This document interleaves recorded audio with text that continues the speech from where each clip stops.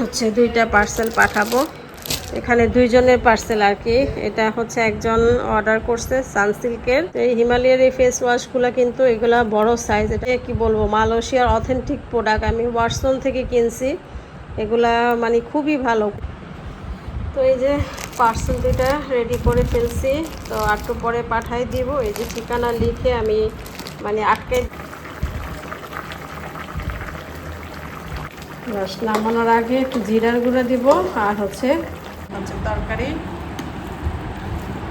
রায়হান আবার একটু কচু শাক খাচ্ছে। রায়হান আবার কচু শাকটা খুব পছন্দ করে, অন্য শাক না খাইলেও কচু শাকটা খায়। আসসালামু আলাইকুম, কেমন আছেন সবাই? আল্লাহর রহমতে নিশ্চয়ই ভালো আছেন, আমরাও ভালো আছি আলহামদুলিল্লাহ। সকাল থেকে ব্লগটা শুরু করলাম। তো এই যে নাস্তা রেডি করতেছি। নাস্তা বলতে হচ্ছে রুটি, এই যে রুটি, তারপরে হচ্ছে পরোটা। রুটি অল্প ছিল, আমি আবার কালকে রাতে কয়টা পরোটা বানায় রাখছি। তো রুটি আমি বানায় রাখি, আর সকালবেলা উঠে আর ওই রুটি বানাতে ইচ্ছে করে না। তো আগের দিন রাতে আমি বানায় রাখি, যে কয়দিন যায় আর কি একটু বেশি করে বানাই, বা 2 দিন যায়, কোনো সময় 3 দিন যায়, এরকম আর কি। তো এখন রুটিটা ছেঁকবো, পরোটাটা ভাজি, তারপরে হচ্ছে এখানে আবার একটু, তো এখানে হচ্ছে আবার যে পেঁয়াজ ডিম কেটে নিছি। ফ্রিজে ভাজি আছে, তো অল্প পরিমাণে আছে, ভাবলাম যে একটু ডিম ভাজির সাথে, এই আর কি। সকালের ওয়েদারটা, সকাল বললে এখন অত সকাল না, 10:30 বাজে। আজকে ঘুম থেকে উঠতে উঠতে একটু দেরি হয়ে গেছে, 10টায় উঠছি। ফজর নামাজ পড়ে তারপরে শুইছি, আর এখন উঠলাম। কারেন্টের একটু ডিস্টার্ব দিচ্ছে, রাতে একটু ঘুমটা ডিস্টার্ব হয়ে গেছে, যার কারণে সকালে একটু ঘুমাইতে হয়েছে। এই যে মেঘলা মেঘলা হয়ে আছে আকাশটা। পরোটা ছেঁকে নিলাম আর ডিম ভাজলাম, আর সাথে আছে ভাজি। তো এই ভাজিটা একদিন আপনাদের সাথে শেয়ার করব। এই ভাজিটা অনেক মজা হয়, ওদিন করছিলাম, কিন্তু আবার যে খেয়াল ছিল না যে ভিডিও করব। ভাজিটা মানে 4-5 রকমের সবজি দিয়ে, 5 ফোড়ন দিয়ে এই ভাজিটা খুবই মজা হয়। তো এটা ভাজি নিয়ে নিলাম। আসলে রাতে রুটিটা বানায় রাখলে কি, মানে সকালবেলা নাস্তাটা রেডি করতে বেশি একটা টাইম লাগে না। এমনি তো একটু দেরি করে ওঠা পড়ে, 9টা-10টা। অত সকালে তো উঠলেও মানে মানে কাজ করার মানে শরীরটা আর আগায় না যে কাজ করব। তো এই জন্য আমি রাতেই রুটি বানায় রাখি। বিসমিল্লাহ।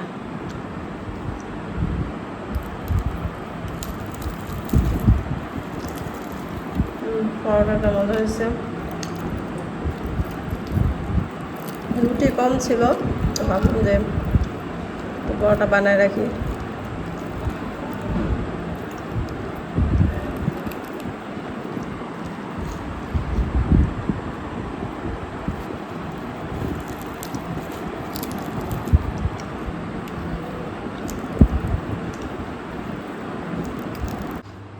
নাস্তা খেলাম, নাস্তা খেয়ে হচ্ছে মাছ ভিজাইলাম। তো আজকে হচ্ছে মাছ রান্না করব, রুই মাছ। তো দিন রুই মাছটা ঠিক মতো মানে করে রাখি নাই, একবারে পোতলা রেখে দিয়েছিলাম। ভাবলাম যে আজকে সবগুলো বের করে পোতলা পোতলা করে তারপর আজকে যা রান্না করার রান্না করব, এই আর কি। আর এখন তেমন কোনো কাজ নাই। যেখানে হচ্ছে পানি ফুটাই রাখছি, রাতে হচ্ছে ভালো গ্যাস আসে, একটু বেশি দেরি করেই আসে। রাতে 11টার পর একটু ভালো গ্যাস আসে, তখন হচ্ছে পানি ফুটাই রাখছি 2 পাতিলা। যে 2 পাতিলা পানি ফুটাই রাখছি, পানি ফুটাই খাই। পানি ফুটাই তারপর হচ্ছে ফিল্টারে ঢেলে দিই। আর হচ্ছে রান্না বান্না তো এই যে এলপির গ্যাসেই করে ফেলি, কারণ গ্যাস আসতে অনেক দেরি হয়, তারপর অত একটা বেশি আসে না।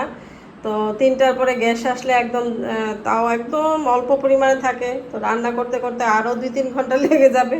তো এই আশা আর থাকি না, এলপি গ্যাসে রান্না করে ফেলি। আর পানি টানি বা রাতের কোনো কাজ থাকলে রাতে 10টা-11টার পর একটু ভালো গ্যাস আসে, তখন করি আর কি। তো এখন হচ্ছে একটা পার্সেল মানে দুইটা পার্সেল রেডি করব। চলুন দেখাই আপনাদের কি কি পার্সেল। যে আমি সব কিছু রেডি করে নিছি। আজকে হচ্ছে দুইটা পার্সেল পাঠাবো। এখানে দুইজনের পার্সেল আর কি। এটা হচ্ছে একজন অর্ডার করছে সানসিল্কের হচ্ছে 300 ml এর একটা শ্যাম্পু। এই যে 300 ml এটা অর্ডার করছে। আর হচ্ছে আরেকজন হচ্ছে অর্ডার করছে কফি আর হচ্ছে এই যে হিমালয়ার এই ফেস ওয়াশটা। তো এই হিমালয়ার এই ফেস ওয়াশগুলো কিন্তু এগুলা বড় সাইজ, এটা বড় সাইজ, ছোট না। এটা হচ্ছে 150 ml। এটা এই একটা ফেস ওয়াশ কি বলবো অনেক দিন যায়, হয়তো 6-7 মাস তো অনায়াসে চলে যাবে এরকম একটা ফেস ওয়াশ। আমি তো একটা বের করলে সহজেই শেষ হয় না, অনেক দিন চলে যায় আর কি। আর এই ফেস ওয়াশগুলো একেবারে কি বলবো মালয়েশিয়ার অথেন্টিক প্রোডাক্ট, আমি ওয়াটসন থেকে কিনছি। এগুলা মানে খুবই ভালো, খুবই। তো এই যে কফি আর হচ্ছে এই ফেস ওয়াশটা 1 কাপ অর্ডার করছে আর সানসিল্ক হচ্ছে 1 কাপ অর্ডার করছে। এই দুইটা পার্সেল এখন রেডি করব। এই যে মার্বল র্যাপ ট্যাপ নিয়ে বসছি। তো ঠিক আছে, রেডি করে নিই। তো এই যে শ্যাম্পুটা বাবল র্যাপ দিয়ে সুন্দর করে কস্টিপ দিয়ে হচ্ছে সুন্দর করে র্যাপ করলাম। তারপরে ফেস ওয়াশটাও বাবল র্যাপ দিয়ে কস্টিপ দিয়ে র্যাপ করলাম, যে মানে কোনো প্রকার যেন লিক না হয়। তো আমি তো যথাসম্ভব যথেষ্ট মানে ভালোভাবে দেওয়ার চেষ্টা করি। এখন পর্যন্ত কোনো কমপ্লেন আমি পাই নাই, আলহামদুলিল্লাহ। খুব সুন্দরভাবে এই সবগুলা পার্সেল আমি পাঠাইছি। তো এই দুইটা এই যে এখন হচ্ছে এই যে ব্যাগে ভরে বাস ফাইনাল একটা র্যাপ দিব। তো এই যে পার্সেল দুইটা রেডি করে ফেলছি। তো একটু পরে পাঠাই দিব। এই যে ঠিকানা লিখে আমি মানে আটকাই দিছি, ঠিকানা লিখে এই যে ঠিকানা লিখে আটকাই দিছি। তো এখন পাঠাই দিব দুইটা ডেলিভারি। তো আলহামদুলিল্লাহ। তো যারা অর্ডার করতে চান দ্রুত অর্ডার করে ফেলতে পারেন। আমি কুরিয়ার সার্ভিসের মাধ্যমে পাঠাই। ঢাকার বাইরে হলে 2 দিন লাগে, আর ঢাকার মধ্যে 1 দিনের মধ্যেই পেয়ে যাবেন ইনশাল্লাহ। এই যে মাছটা হচ্ছে কেটে কুটে ধুয়ে মানে কাটি তো নাই, কেটে আনছিল, ধুয়ে টুয়ে একদম রেডি করলাম, হলুদ আর লবণ দিয়ে মাখায় রাখছিলাম। এখন হচ্ছে এই যে মাছটা ভাজবো। ওই মাছ তো একটু না ভাজলে ভালো লাগবে না।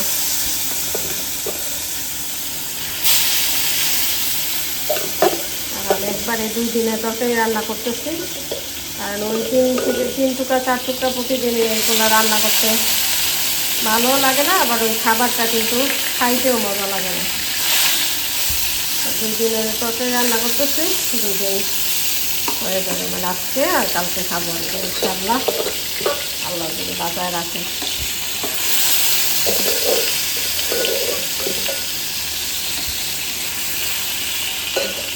একবারে দিয়ে দিয়ে ভাজা হয়ে যাবে।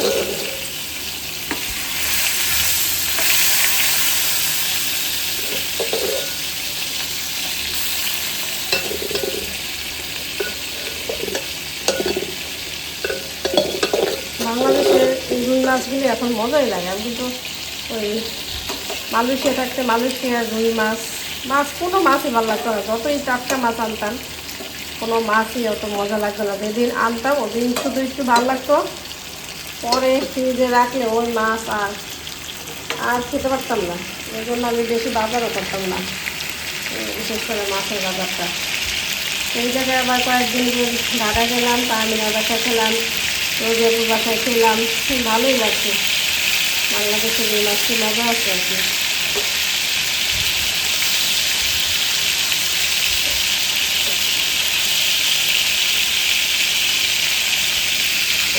ভাজা হোক, দুই নামাইছি, দুই দিয়ে হচ্ছে এই মাছটা রান্না করব। আর রুই মাছের সাথে একটা পেটা ছিল, মানে মাছের পেটি, এটা ভাবলাম যে একটু রান্না করি। অনেক দিন হয়েছে এই মাছের পেটি মানে খাওয়া হয় না, ভাবলাম যে ভালোই তাজা আছে পেটিটা, মানে ফ্রেশ। তো এটা হচ্ছে একটু অল্প একটু বেগুন দিয়ে তারপর রান্না করবো। তো দুলদুলগুলা কেটে রেডি করি। মাছ ভাজা হয়ে গেছে, তারপর হচ্ছে নামাই নিচ্ছি।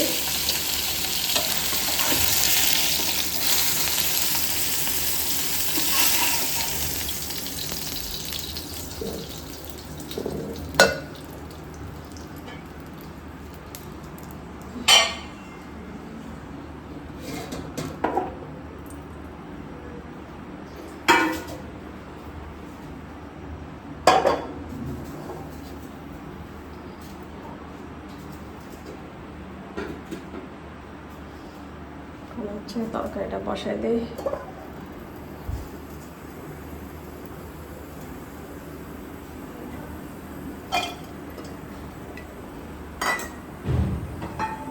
ভাজার তেলটুক দিয়ে দিই।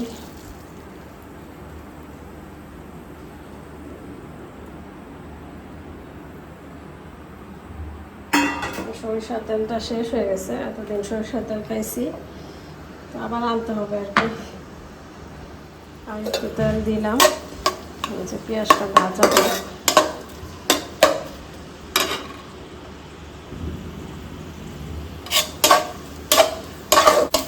পেঁয়াজটা ভাজা হয়ে গেছে, এখন হচ্ছে আমি যে আদা আর রসুন একসাথে বেটে রাখছিলাম, আদা রসুন বাটা দিয়ে দিলাম।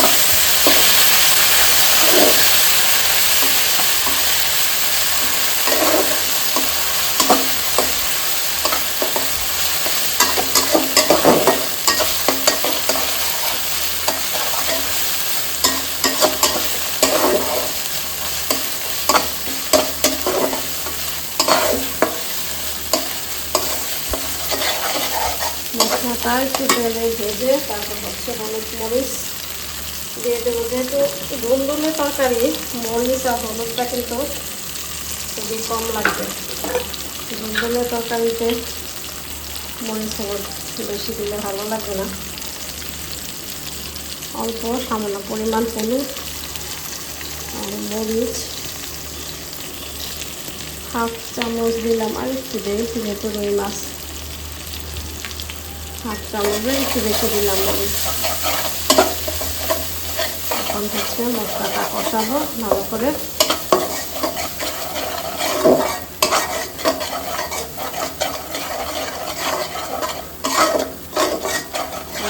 পানি দিয়ে দিই।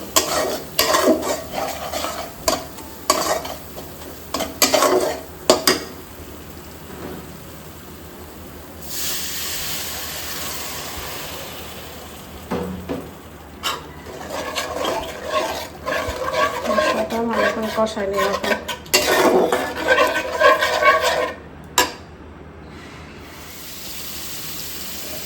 মশলাটা কষানো হয়ে গেছে, আর আমি এখন ধুন্দুল আর আলু অল্প পরিমাণে দিছি।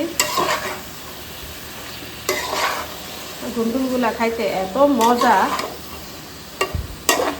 তাহমিয়ার বাসায় ধুন্দুল দিয়ে, তাহমিয়া আবার ধুন্দুল দিয়ে রান্না করছে, বাইলা মাছ রান্না করছে, এত মজা লাগছে। তাহমিয়ার হাতে রান্না অনেক মজা। তাহমিনা হবে মানে কিছুটা আমার মার, মানে কিছুটা কি বেশিরভাগই মার হাতটা পাইছে আর কি। ওর রান্না অনেক টেস্ট।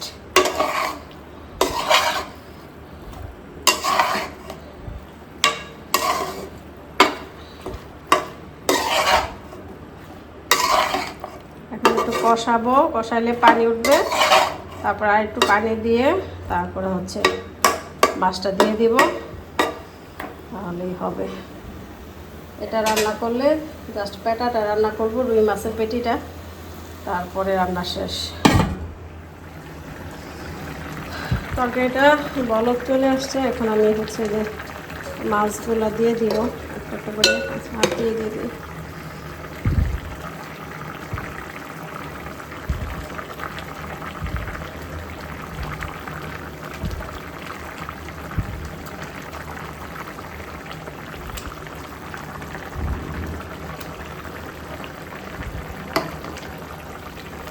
রস নামানোর আগে একটু জিরার গুঁড়া দিব, আর হচ্ছে ধনিয়া পাতা দিব, বিলাতি ধনিয়া পাতা।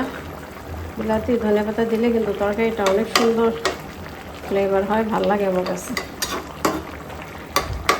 পানিটা একটু শুকাবে। আর মাছটা যদি ভালো করে জাল না হয় তাহলে কিন্তু মাছের এই মানে মশলাটা ঢোকে না, আর মাছটা টেস্ট লাগে না খেতে। তো মাছটা দিয়ে আগে আগে দিয়ে দিলাম। রান্না কমপ্লিট। এই যে সুন্দর হয়েছে, সব কিছু ঠিক আছে। বিলাতি ধনিয়া পাতা দিয়ে দিছি।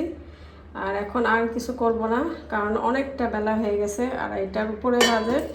তো মাছের পেটাটা রেখে দিলাম, যেহেতু ফ্রিজে ওই যে কচু শাক রান্না করা আছে, তো রেখে দিলাম। চিন্তা করলাম এগুলো এটা ধুইতে পরিষ্কার করতে আমার 1 থেকে 1.5 ঘন্টা লাগবে, তো রান্না করতে করতে অনেক টাইম লাগবে। যে আজকে রান্না করতে আসছিও দেরি করে, আবার মাঝখানে পার্সেলের কাজ করলাম, অনেকটা দেরি হয়ে গেছে।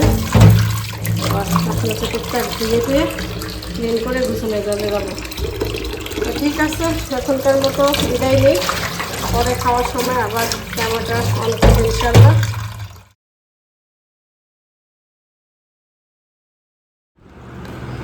ওই যে খেতে বসলাম, দাও আমার কাছে দাও, দাও আমি দিই। যে মাছ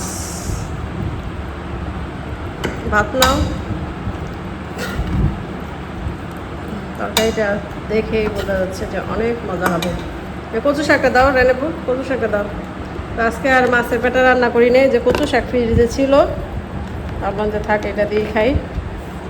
আর একটু ডালও ছিল ফ্রিজে। আর এই হচ্ছে তরকারি। রায়ান আবার একটু কচু শাক খাচ্ছে। রায়ান আবার কচু শাকটা খুব পছন্দ করে, অন্য শাক না খাইলেও কচু শাকটা খায়। ভাত দিব তোমারে, ভাত নাও।